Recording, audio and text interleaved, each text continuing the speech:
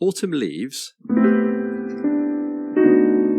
is a very simple sequence of 2-5-1s. 2-5-1 onto the G on the root, and 2-5-1 onto the 6, which is E. So you can easily transpose this into any key, which I recommend trying to do. You can work out the melody yourself by ear. I'm not going to go into that too much. I just want to give you some nice chords. A few people have asked me about how to play nicer chords instead of just boring minor 7s and 7s. So it's going to be quite complicated. I have to make videos sometimes which are a bit more complicated than just for beginners. But even if you are, it's still only, all the complicated chords I'm talking about are still only numbers from the major scale. So if you know the major scale of G, and you know the major scale of A, and of D, and of F sharp, and of B, and of E, you'll be able to understand these chords, because these are the only chords, the keys that are in this piece. A, D, G, that goes to C, and then it's F sharp, B, and E in an order to make the song, which you can work out just by looking at maybe jazzstudies.us to get the chord progression, listen to the song 1,000 times, and easy. So the first chord is A minor 7, of course. And again, the melody is just, I'm just going to be messing around. I'm not going to play it correctly all the time because I move around the melodies, so don't get too caught up in the right hand. It's about the chords. So the first thing that you do when you're playing jazz piano is that you can play a little bit of the melody, and then you'll do some nice chord stuff instead of the melody. So one example is in this song, because it begins kind of pre-bar 1, you've got these little 3 notes, and then it starts here. So a nice thing to do with the minor 7 is to play an 11 and a 9. You call it A minor 11. The 9 is often implied. You just write less, basically. Instead of writing A minor 9/11, just write A minor 11. 9 is implied.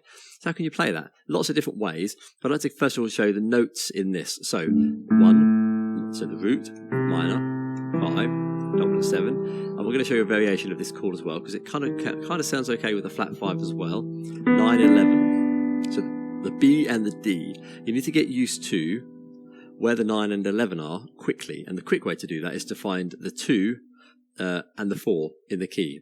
But just know that they're 11 and 9. 4 and 2 respectively. So that sounds quite nice. No, so in this piece, how might I play that? So I might go, my finger naturally wants to play the root and the 5, quite common to do. And my thumb can reach a 9 here. Whatever I do with the left hand and whatever I do with the right hand, you can move it around. There's something called upper chord structures in jazz where you add triads to the top of a chord, but you can still start that triad anywhere. So I could put, I could play 1 and 5 and then a triad on the G, and then that gives me the 7, 9 and 11. But just because I'm playing with the right hand doesn't mean you always play it with the right hand. I mean, I could play the first 3, 4 notes with the left hand and just 1 note with the right hand. So I could go and come down like that. So don't get too caught up in what exactly my left hand and exactly my right hand are doing. It's more so about the notes I'm actually playing, and it's down to you to personalise it. So a nice one that I might do here is to just play, for example, like maybe this I would do it. That kind of works. Play the G here, everyone. It's a very, very nice sound. So look at my right hand playing the 9, 11, 5, 7 and 9. Left hand playing root 5 octave in this example. So very nice. Now we're going to go to the D7. Now of course D7, very boring. Well, it just goes like that. So even in the melody we're passing over a 9. So we can put a 9 in there. But another thing to do is to play, when you're playing a dominant 7 chord type, is to flatten the 5th. Gives you a bit more dark jazz sound. Very nice. Now you can call that flat 5, or to make it sound a bit more jazzy, in a way, it kind of is also the 8, 9, 10, the G sharp, sharp 11. G is the 11. So that sounds quite nice. Now you can modify the melody and put a flat 9 in here and go like that. Nothing wrong with that at all because it's jazz. So you're playing so you want to make a note of these things. When you play a dominant 7 chord, you can flatten the 5 and you can put often the flat 9. They just work together. It just sounds completely fine. You can use them in an improvisation. It just sounds completely fine. So at the moment we have A minor 7 with a minor 11 in there, with a 9 9 and an 11. You can put the 6 if you want to, because sixths like minor 7s, which would make it a minor 13 chord. So you can play like this. This is a bit more dark, a bit more interesting. So we play that after. But just look at the key of A. I'm just playing root 5, 7, 9, 11, 13, because it's the 6th is also the 13th. Oh, sorry, ignore the C notes may be. The root and the 9. Or just without it. Now look at the right hand shape. It's B minor 7. It looks like B minor 7 in root position on an A minor 7. Don't play too many notes, it's 1-5 octave or 1-5-7. So there's a nice little tip. You play a minor 7 triad, 4-note chord shape on the second degree of the key that the minor 7 chord is in. So A minor 7, but I'm just playing it with a 1 and a 5 and an octave, and then I'm just whacking B minor 7 on top. And that's giving me the 9, 11, 13, and the root on top there. Go up to a 9 again if I want to on top. A is quite nice. So that's just a very quick way of finding it. So if we were to play that in the key of E flat, the whole tone, the whole step up from there would be an F. So it'd be the same kind of thing. E flat minor, and then F minor 7 to get the same kind of idea. But we're doing it on A. Exactly the same kind of idea. And then to the D7 sharp 11 flat 9, which is quite nice. And then we're going to land on the G major 7. Of course, we can put a 9 on there. So let's do it in this. No, again, if we take that B minor position, here's another little tip for you. Play B minor 7 as the third of G. Now we get major 7 and 9 on top in the key of G. 3, 5, 7, 9. So this is something you might call economy of movement. So I don't need to change from the A, really. And then when I come to the D, I don't really need to change either, really, if I don't want to. But I will. I'll make it more interesting. So we're going to play the sharp, doing that sharp one, aren't we? So we're going to do it like this. Because then we've got the 7, flat 9, the regular 3, and the sharp 11 or flat 5 on top. And then go back to that B minor 7 position to get the G major 9 shape. Major because major 7, 9 because 9, G major 9. And now it goes up a fourth to C. Now I can keep that position again for an interesting sound. Major 7 in the key of C, 9, sharp 11, 13. So it's a C major 13, sharp 11, just to sort of highlight that that's in there as well. Otherwise you might not put it in there.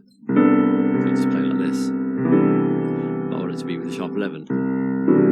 That darker jazz sound. But look at the shapes I'm playing. Major 7, 9, 3, sharp 11, 13.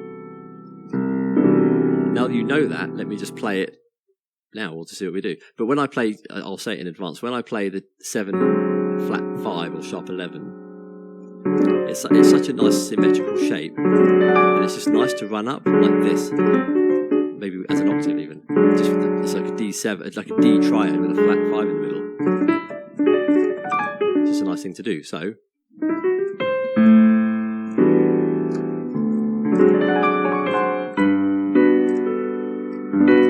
playing the B minor 7 shape as the third of G to give me the 3, 5, 7, 9. And I might keep it there as I play the C. It's an option. Or I might include the E in it as well. So you don't have to put the A on top, of course. You can just leave the F sharp on top. Which maybe sounds a bit cleaner, to be honest, but it's still an option. Now it's going to go F sharp minor 7. So this time I'm going to take the minor. I can already see what I'm going to do. F sharp minor 7 normally, which is this, of course. F sharp A, C sharp E. So if we remove the F sharp, there's an A triad. Minor 7's like 9s, which is the second, so it's G sharp. Now that shape is A major 7. So I'm playing a major 7 on the minor, and it's giving me the minor 7 with the 9 on top. Now we've got to go even further than that, because you always build up 9, 11, 13 wherever you can. So if we find the 11 of F sharp, 8, 9, 10, 11 is B.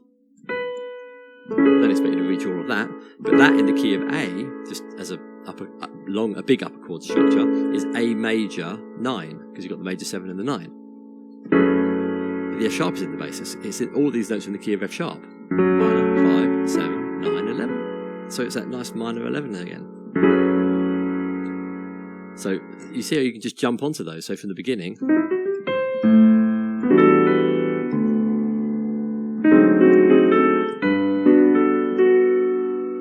trying to play what I said I was going to play. So that's a nice position for the major 7 sharp 11 with a 9 in C. In any key, start on the major 7, little cluster chord.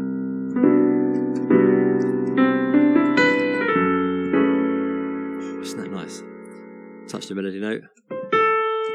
Just spread out to that lovely chord. Now we're going to go. So that's the 2 of E. E is the 6th of G. This is the next part. So we're going to do a 5, which is B of E, 5. Now we're in this position. Now we need to play a B chord. What are we playing already that's nice in the key of B?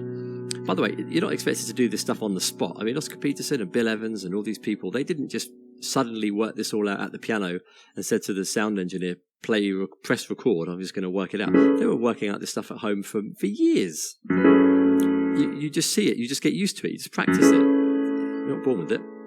So on B now. So we've got, what do we have? We've got the 7 of B. This is the 9 of B.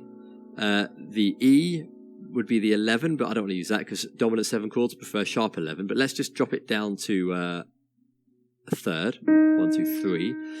And the G sharp in the key of B is the 6 or 13. So let's just drop out the B at the top. We've got B13 with a 9 in it. 13 because 7, 3, 13 on top, which is the same as 6. Put in the 9 because you can. So see that difference? I'm basically playing the same notes from F sharp minor 7 with a 9 and an 11. And I just drop the E to the D sharp and remove the B on the top. That lovely change.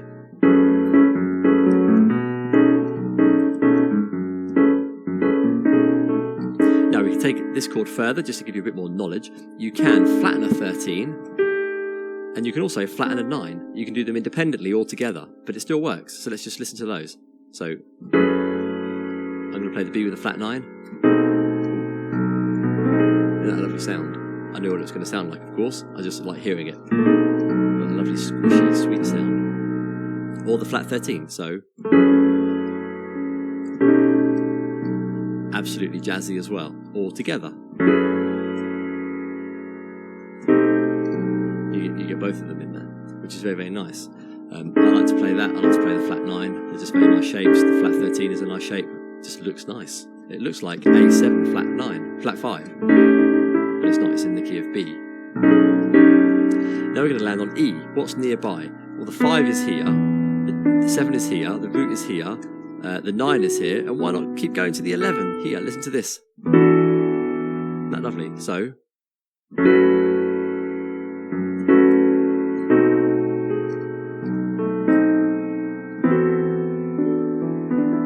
again without that mistake, sorry.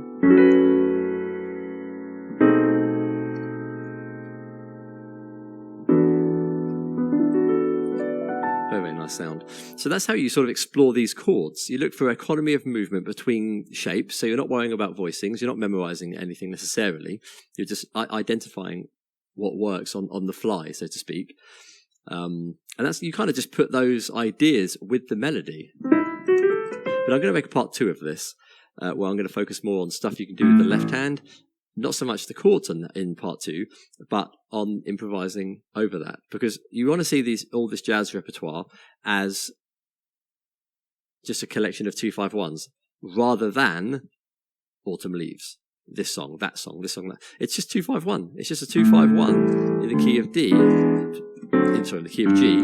That's all you're doing. And then it's a 2-5-1 on the key of E. So I'm going to talk about all that stuff in the next video.